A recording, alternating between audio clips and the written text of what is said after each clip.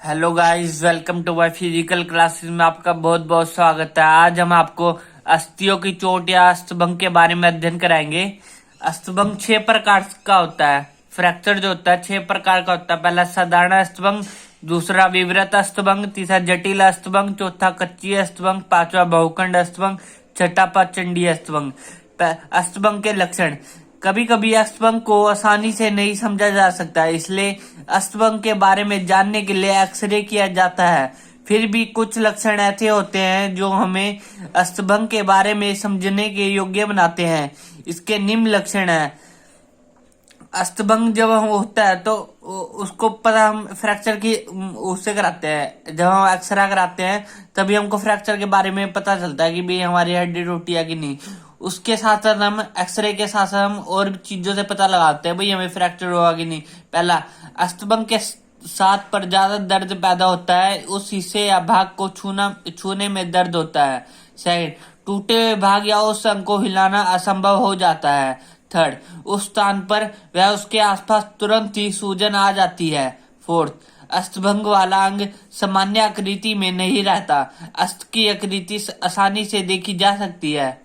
अस्थभंग से बचाव और उपचार, मतलब फ्रैक्चर से बचाव कैसे किया जाएगा। फर्स्ट, अस्थभंग से बचाव के लिए खेल के बारे में वैज्ञानिक ज्ञान अवश्य होना चाहिए। सेकंड, टूटे हुए भाग को खपचियों तथा पट्टी की सहायता से स्थिर करने की कोशिश करें। थर्ड, टखने की अस्थभंग होने पर खपची का प्रयोग करना चाहिए तथा घायल व्यक्ति को दर्द निवारण दवा भी दे देनी चाहिए।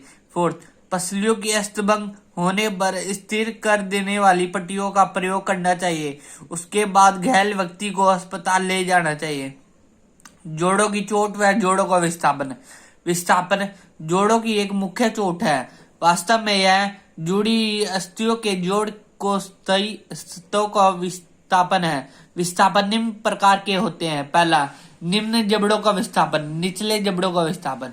यह तब हो सकता है जब ठोडी किसी वस्तु से टकरा जाए या मुंह को अधिक खोलने पर भी निचले जबड़े का विस्थापन हो सकता है। इसके लक्षण क्या क्या लक्षण है। फर्स्ट, जोड़ की जगह पर दर्द महसूस होता है। सेकंड, मुंह को बंद करने में अयोग्यता।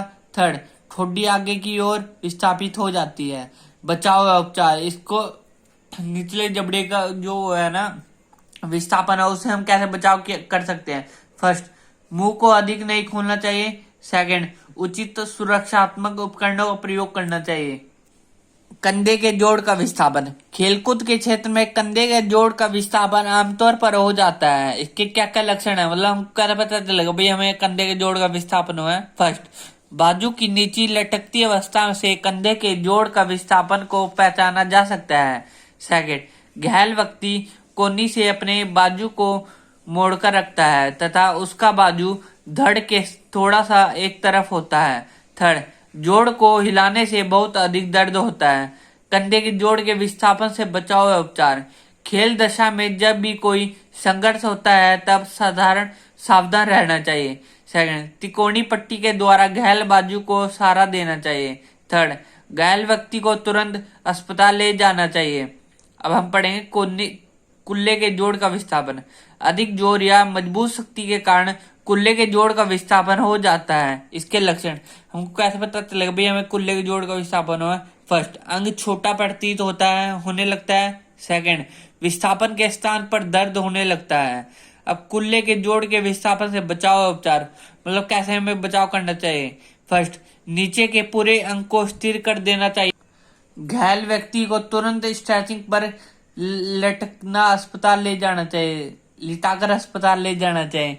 बच्चों, जो आज हमने अध्ययन करा उसको नोट कर लेना। Thank you for watching my video.